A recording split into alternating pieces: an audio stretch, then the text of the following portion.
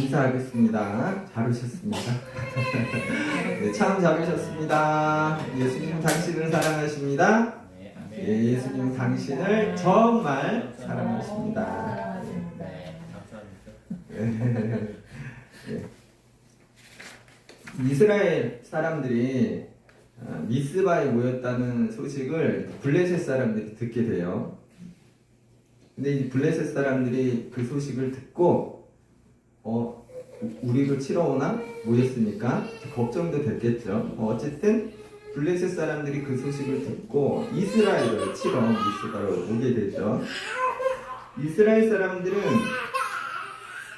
이 소식을 듣고 두려워합니다. 예. 그리고 사무엘에게 이제 요청을 하게 돼요. 사무엘아, 네가 우리를 위해 하나님께 쉬지 말고 기도하고 하나님의 도우심을 그렇게 간청하게 되죠. 사무엘은 이스라엘을 구해달라고 하나님께 부르짖어 기도했고 하나님은 사무엘의 기도를 들어주세요. 블레셋 사람들이 쳐들어왔을 때 하나님은 큰 천둥 소리를 일으키시고 블레셋을 당황하게 하시고 이스라엘은 승리하게 돼요. 그리고 멀리까지 블레셋을 쫓아냅니다. 그리고서 사무엘이 돌을 하나 가져다가 미스바와 센 사이에 세우고 여호와께서 여기까지 우리를 도우셨다 하고 그 이름을 이제 에벤 에셀이라 부릅니다. 이제 우리가 지금 길게 읽은 오늘 본문을 간단히 살펴보았는데요. 이제 오늘 본문에서 먼저 좀 볼 것은 2절에서 4절인데요. 우리 한번 다시 읽어볼까요? 2절에서 4절. 괴가 기랏 여아림에 들어간 날부터 20년 동안 오래 있은지라 이스라엘 온 족속이 여호와를 사모하니라. 사무엘이 이스라엘 온 족속에게 말하여 이르되 만일 너희가 전심으로 여호와께 돌아오려거든 이방신들과 아스타롯을 너희 중에서 제거하고 너희 마음을 여호와께로 향하여 그만을 섬기라. 그리하면 너희를 블레셋 사람의 손에서 건져내시리라. 이 이스라엘 자손이 바알들과 아스타롯을 제거하고 여호와만 섬기니라. 네. 그런데 좀 궁금하지 않으세요? 2절에서 이스라엘 온 족속이 여호와를 사모한다고 하잖아요. 근데 3절에서 사무엘이 그 여호와를 사모하는 사람들에게 이방신들을 버릴 것을 요구하고 하나님만을 섬기라고 요구하고 있어요. 내용이 안 맞죠? 네. 이거 뭐죠? 그러니까 결국은 이제 이스라엘이 하나님을 분명 사모했는데 그들은 하나님뿐만이 아니라 이방신들과 바알과 아스타롯도 같이 섬겼다는 거죠. 그러한 모습을 갖고 있는 이스라엘. 근데 그런 그들에게 사무엘이 이제 요청하는 거죠. 하나님만 믿고 섬길 것을. 그렇다면 이스라엘 사람들은 왜 하나님을 믿는데 이방신들을 같이 섬겼을까? 사실 이제 이 문제는 여기뿐만이 아니고 구약 전체에서 지적하는 문제죠. 계속해서 끊임없이 제기합니다. 이스라엘은요 원래는 유목민이었잖아요. 그래서 떠돌이였어요. 그런데 가나안에 정착하면서 이제 농경 생활을 하잖아요. 그러면서 이제 그 가나안의 토착신, 이방신이라고 하는 바알과 아스타롯 등 그런 신들을 섬기게 되는데 그 이유는 이제 그들이 풍요와 다산을 준다는 신들이기 때문이에요. 농경사회에서 필요한 물, 인적 자원, 자식을 많이 낳게 하는 그런 걸 준다는 그 신들, 자신들에게 꼭 필요한 것을 준다니까 저 같아도 믿지 않을까? 그러니까 하나님은 믿는데 이런 걸 주네. 그러니까 그 신들도 섬길 수밖에 없는 그런 상황이 아니었을까. 근데 이제 문제는 이 이스라엘 사람들은 본래 하나님의 백성, 하나님의 자녀, 하나님을 믿는 사람들이잖아요. 그러니까 이제 문제가 되는 거죠. 그래서 이스라엘 사람들은 하나님을 믿는데 이방신들도 함께 섬기는 그러한 이중적인 신앙 형태를 이제 취하게 되었어요. 그런데 이제 중요한 건 뭐냐면 우리가 성경을 읽어보면 이스라엘 사람들이 구원을 받게 되는 그게 전쟁이든 경제적인 거든 어떤 것이든 이방신들을 통해서 얻는 게 없어요. 모두 하나님으로부터 받게 돼요. 이방신들이 주는 게 아니고요. 항상 하나님으로부터 그 도움이 왔단 말이에요. 그러니까 이스라엘은요. 항상 하나님을 떠나고 멀리하고 배반하고 근데 하나님은 그런 그들을 됐어 이제 끝이야 이러지 않으시고 항상 도와주시는 거죠. 네, 그러셨어요. 그들의 갈급함을 채워주시고 전쟁에서 이기게 하시고 물론 이제 하나님이 그 이스라엘 사람들을 다시 돌이키게 하시려고 매도 때리시고 꾸중도 하시고 그렇지만 결국은 하나님은 그들을 사랑하시고 그들을 돌보시고 그들의 도움이 되세요. 이스라엘이 얻은 도움은 단 하나도 이방신들에게서 나오지 않았습니다. 모든 것이 하나님으로부터죠. 그렇다면 왜 하나님은 그렇게 이스라엘을 내치지 못하고 버리지 못하시고 끝내 품에 안으실까? 그것은 관계 때문이죠. 관계. 부모와 자식 같은. 이스라엘과 하나님 사이는요. 부모와 자식 같은 거거든요. 그렇죠. 이제 저도 아이가 둘이지만 아이가 잘못을 저지르면 매도 들고 매는 든 적 없어요 아직. 꾸중해요, 혼내요, 화도 내고 화내는 것도 좋지는 않다고 하는데 어쨌든 그렇게 혼내고 꾸중합니다. 그렇다고 너 나가 쫓아내지 않고 우리 끝이야 관계를 절단하지 않아요. 왜냐하면 눈에 넣어도 안 아픈 내 새끼잖아요. 부모와 자식 간의 관계. 그래서 혼내고 꾸중해도 내치거나 관계를 끊진 않아요. 버리지 않습니다. 그게 이유입니다. 하나님이 항상 이스라엘 사람들과 함께 하시고 돌보시고 도우실 수밖에 없는 이유. 이스라엘과 하나님의 관계 때문에. 그런데요. 오늘날 이스라엘 사람들이 누구인가요? 바로 예수 그리스도를 믿고 하나님의 자녀로 회복된 모든 사람이잖아요. 그리고 분명한 건 오늘날 우리도 마찬가지라는 거. 하나님을 믿는데 오늘 이스라엘 백성들이 하나님을 믿으면서도 이방신들을 함께 섬겼던 그 모습을 우리 역시 갖고 있지 않을까. 그렇지 않은가요? 그렇다면 오늘날 바알과 아스타롯 같은 그 이방신, 오늘날 그 이방신은 뭔가요? 뭘까요?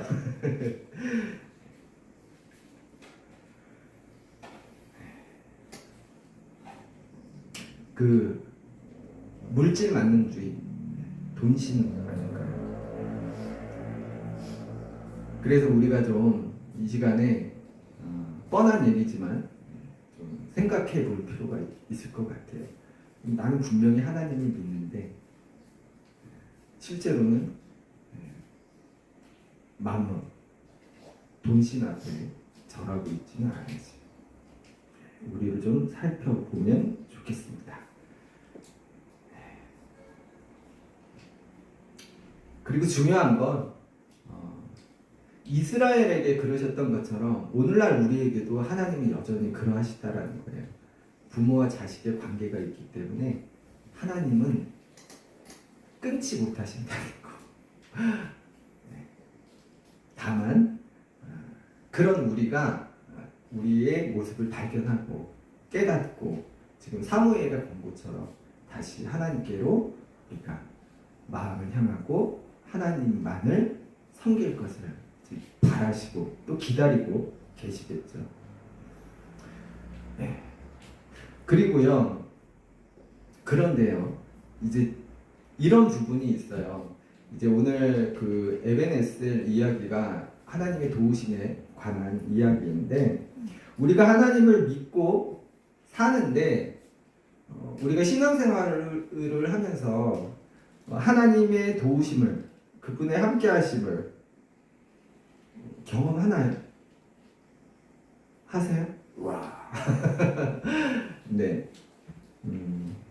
그런데 만약에 우리가 그분의 함께하신 하나님의 도우심을 경험한다면 좋은데, 그걸 느끼며 살면 좋은데, 내가 기도도 하고 찬양도 하고 예배도 하고 헌금도 잘하는데 그걸 못 느끼시는 분들도 많이 계세요. 왜 그럴까? 내가 신앙생활을 하는데, 하나님을 믿는데, 열심히 하는데 왜 하나님의 도우심을 나는 경험하지 못할까? 왜 내 기도는 응답받지 못할까?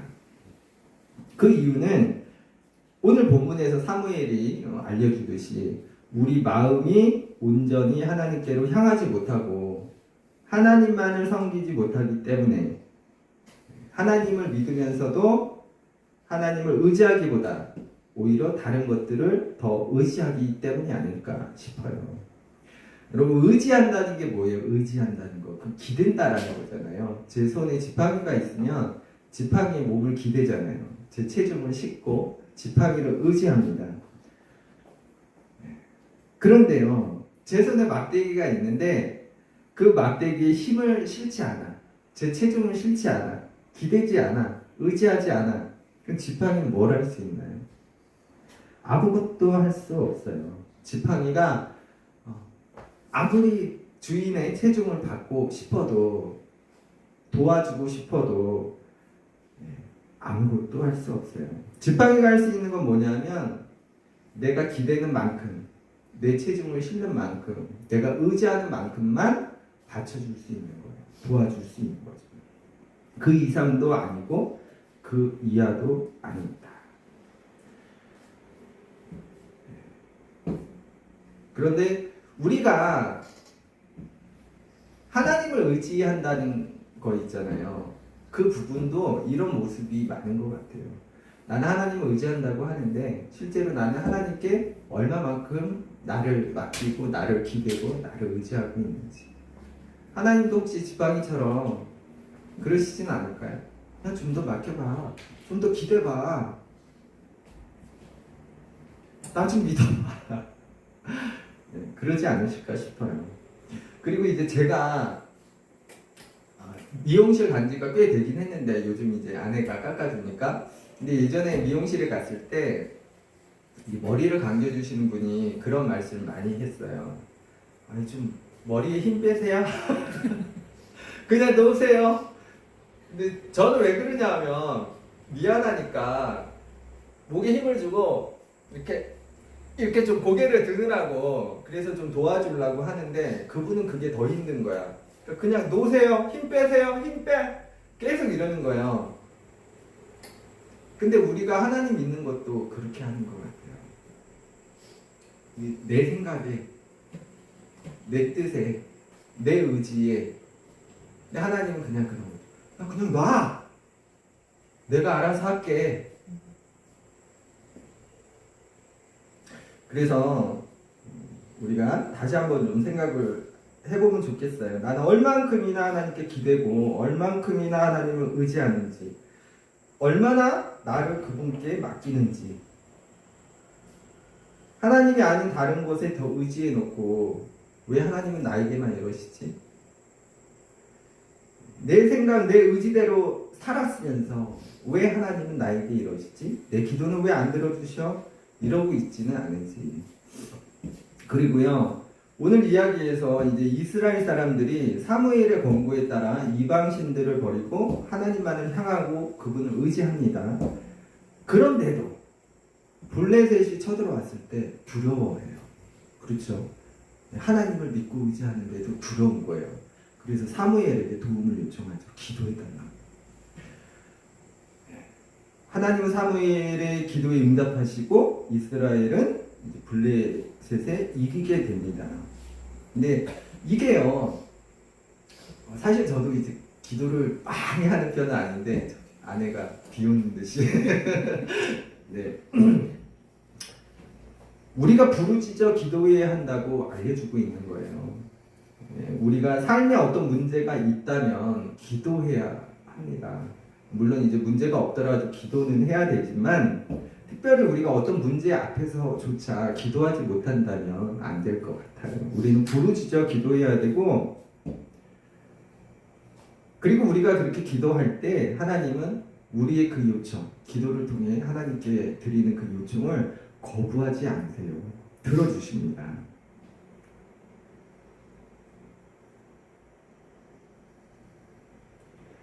관계 때문에 들어줄 수밖에 없어요. 그게 하나님이세요. 그런데 문제는 여전히 있어요. 뭐냐면 하나님은 분명히 들어주시는데, 그런데 우리가 살아가면서 실생활 속에서는 안 들어주셔. 그런 일이 많아요. 여러분, 우리가 기도하면 들어주시기도 하지만 안 들어주시는 게 너무 많잖아요. 그래서 왜 하나님 내 기도는 안 들어주셔? 사실은 왜 기도가 응답받지 못하는지 저도 다 알지는 못하는데 몇 가지는 얘기 드릴 수 있을 것 같아요. 하나님은 우리의 기도를 왜 안 들어주실까? 왜 우리의 일상에서는 그 성경에 나오는 기적 같은 일들이 벌어지지 않을까? 그 이유는, 예를 들어 제 아이가 요즘 막내가 에이스에 맛이 들어서 에이스로 막 달라고 울고 떼쓰고 그러는데 엄마가 그걸 다 주나요? 주지 않습니다. 왜냐하면 아이가 보기에는 그게 좋은데 그게 꼭 필요하고 그게 있어야만 되고 나는 그걸 먹어야만 되지만 엄마가 보기엔 그렇지 않아요. 엄마는 줄 수 없는 거예요. 맛배기는 줄 수 있을지 몰라도 많이 주지 않아요. 그리고 진짜 좀 냉정하고 완벽한 엄마라면 아예 안 줄 거예요. 예, 과자나 사탕이 아이가 그걸 먹고 싶어 한다고 그걸 부모가 주지 않는 것처럼, 또 그런 상황에서 아이는 그런 부모가 원망스러울 수밖에 없겠죠. 엄마는 날 싫어하네. 왜 날 안 주지 저 맛있는 걸? 근데 하나님과 우리 사이도 마찬가지가 아닐까 싶어요. 그리고 또 하나는 야고보서 4장 2절 3절에 보면 이런 말씀이 있어요. 너희가 얻지 못하고 구하지 않기 때문이고 구하여도 받지 못하는 것은 정욕으로 쓰려고 구하기 때문이다. 그러니까 받지 못하는 첫 번째는 너희가 아예 구하지 않기 때문인데, 구하여도 못 받는 것은 너희가 잘못된 것을 구하기 때문이다 라는 거죠. 그래서요, 우리가 자녀로서 부모 되시는 하나님께 우리의 필요를 구하는 것은 좋은 일이고 당연한 일이에요. 그러나 우리가 잘못된 것을 구하거나 우리가 구하는 것이 하나님이 바라시는 것, 하나님이 생각하시는 것과 다를 때는 응답받기 어렵다는 거죠. 그러니 기도할 때 중요한 것은 바른 것을 구하는 기도, 그리고 하나님의 뜻을 먼저 살피는 기도, 그게 우선 되어야 할 겁니다. 그리고 이런 부분이 있어요. 내 기도가 응답이 안 돼. 곰곰이 생각해 보니 정욕으로 구하는 기도도 아닌 것 같아. 그리고 하나님의 뜻과 그렇게 다르지도 않은 것 같아. 그래도 안 들어주셔. 그러면 이제 우리가 의심을 하기 시작하죠. 하나님 안 계신 거 아니야? 아니면 하나님은 계신데 나한테는 관심이 없으신가 봐. 그렇게 낙심할 수 있어요. 그런데 이제 이런 게 있는 것 같아요. 하나님이 안 주신 게 아니라 주세요. 내가 기도하는 걸. 근데 내가 모르는 거예요. 무슨 말이냐 하면요, 나는 떡을 달라 그랬어. 근데 하나님은 떡은 안 주시는데 다른 걸 주시는 거예요. 내가 생각하기엔 떡이 최고인데 하나님 보시기에는 아니야, 이게 더 맛있어, 이게 더 좋은 거야, 그걸 주시는 거예요. 그러니까 나는 기도를 이걸 달라고 했는데 하나님은 안 주시니까 하나님은 안 주시는 것 같아요. 근데 하나님은 주시는 거야. 뭘요? 더 좋은 걸. 그걸 그때는 몰라요. 시간이 흐른 뒤에 알게 되죠. 아, 하나님이 더 좋은 걸 주셨구나. 그래서요, 우리가 지금 내 삶이 어렵고 힘들고 아프고 짜증나고 엉망이고 그렇다고 낙심할 필요가 없는 것 같아요. 하나님이 지금 내 기도를 안 들어주시는 것 같아도 이미 들어주신 게 많거나 또 지금 일어나지 않았더라도 앞으로 그 일들이 하나님 뜻대로 전개될 거니까. 네, 이제 에벤에셀 얘기를 좀 하겠습니다. 사무엘이 돌을 하나 세우고 이름을 에벤에셀이라 하였어요. 그 뜻이 하나님이 여기까지 우리를 도우셨다. 근데 여기서 이제 여기까지라고 하면 그 여기까지의 의미가 뭘까? 그러니까 하나님이 여기까지 우리를 도우셨다. 블레셋을 쫓아낸 그 자리까지 어떤 지역적인 공간적인 의미 혹은 블레셋을 쫓아낸 그 때까지 그 시간까지 이런 어떤 시간적인 의미. 그런데 공간적인 의미로 생각해 보면 그럼 하나님이 우리를 도우실 때 어떤 사건까지만 도우시는가? 또 시간적으로 생각해 볼 때 하나님이 오늘까지만 딱 도와주시고 내일부터는 굿바이 알아서 해 이러실까? 그렇지 않죠. 그러니까 에벤에셀에서 여기까지라는 것은 하나님이 거기까지만 그때까지만 도우셨다는 의미가 아니라 이런 메시지가 있어요. 기념하고 기억하라. 하나님의 도우심. 이게요, 우리가 풀리지 않는 우리 인생의 공고함 속에서 낙심하지 말아야 할 또 하나의 이유가 돼요.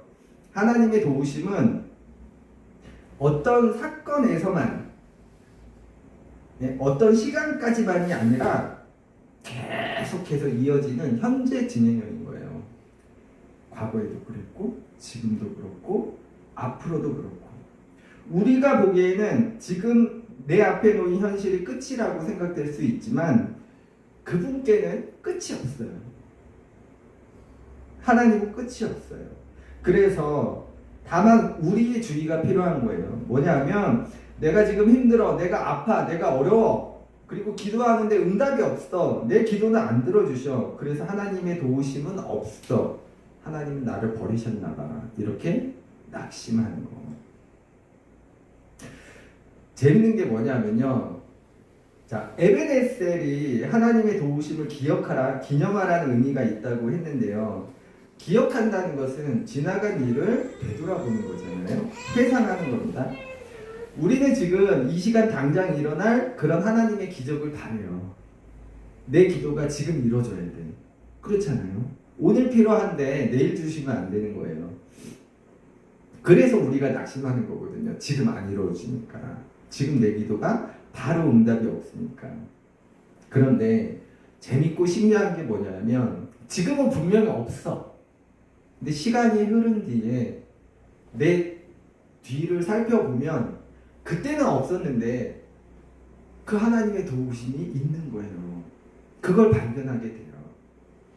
아, 내가 그렇게 어렵고 힘들다고 생각했던 그 시간에 나는 하나님이 없다고 생각했는데 하나님은 나를 버리셨다고 생각했는데 뒤돌아서 그때로 회상해보니 하나님이 그때도 나를 인도하고 계셨고 날 도우시고 계셨다는 거예요.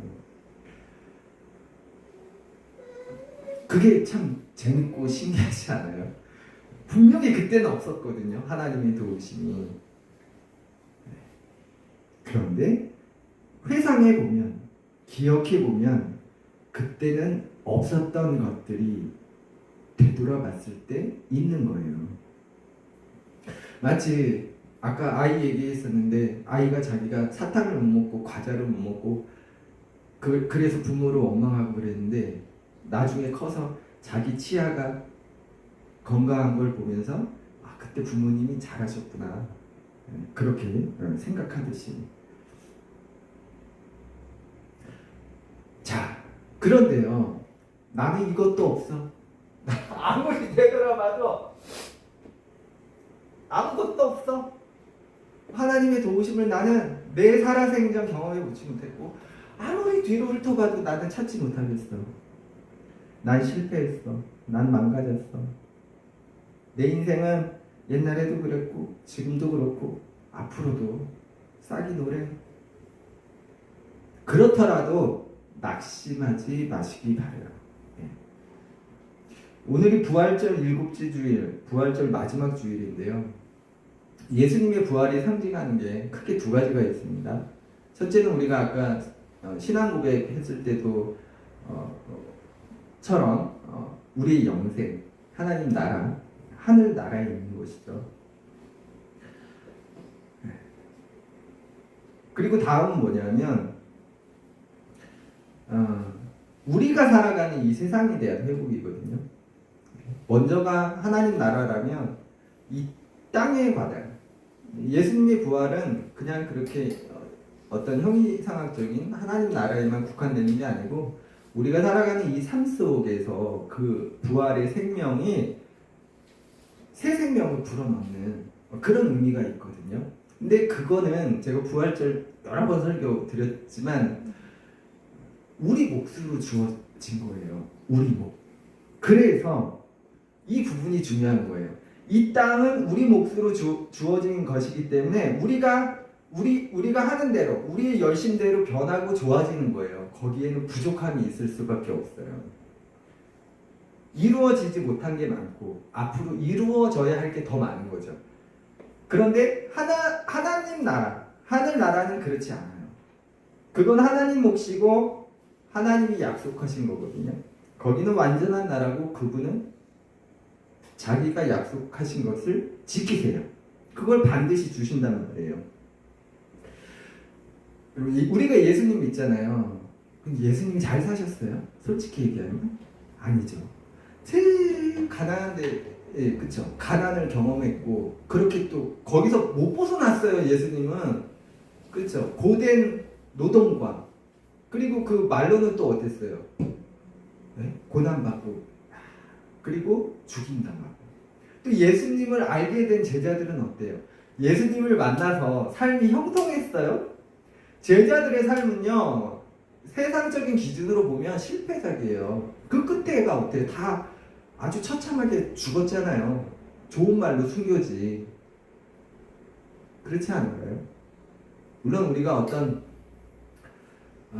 다른 의미를 부여한다면 그 삶들이 당연히 멋진 삶이고 숭고한 삶이지만 그냥 우리가 갖고 있는 세상적인 가치 기준으로 보면 실패작이라는 거죠.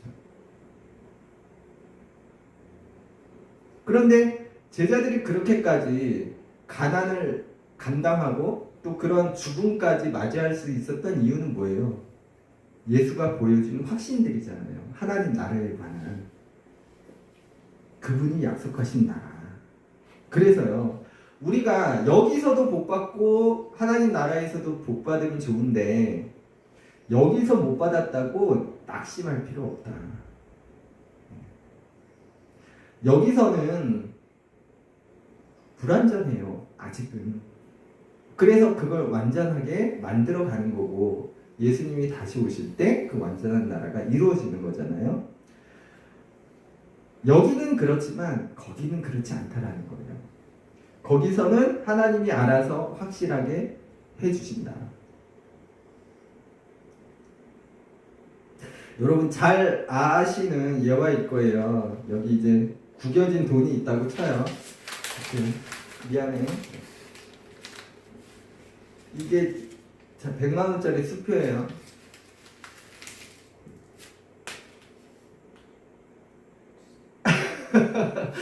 예, 다 아시는 얘기입니다. 돈이 구겨졌다고 안 갖고 가지 않잖아요. 누구나 갖고 가요. 먼저 갖고 가요, 아마. 예, 왜 그래요? 돈은 구겨졌어도 그 가치는 그대로니까. 예, 우리도 그래요. 우리가 세상적인 기준으로 보면 실패한 사람일 수 있고 우리 인생은 엉망진창일 수도 있어요. 나는 회복이 안 된 그런 뭐라고 해야 돼요? 너무 아프고 나는 그냥 저 종이 같아, 저 돈 같아, 그냥 구겨졌어. 난 이제 펴질 수도 없고. 그리고 피면 뭐 깨끗해져요? 구긴 거 피면 또 구긴 막 있잖아요. 우리 삶도 그렇잖아요. 예? 그래도 낙심할 필요 없다. 하나님 앞에서 우리 가치는 변하지 않아요.